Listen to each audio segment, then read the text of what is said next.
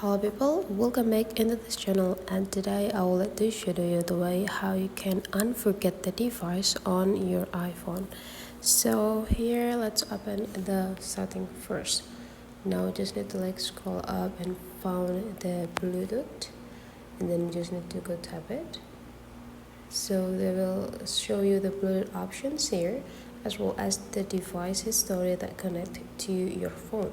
So here, if you want to unforget the device from your Bluetooth, you just need to make sure that your Bluetooth is on and the device that you want to connect to is around in the close distance with your phone. So there will be pop up in this other devices options right here, and then you just need to tap it to connect into your device.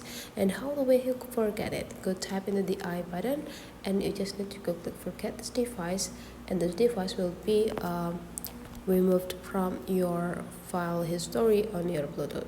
And how to connect it back is just the same. Make sure that the device is runs to your phone, and then they will be appear into the other devices, and then you just need to tap it and those device will be connect back into your phone.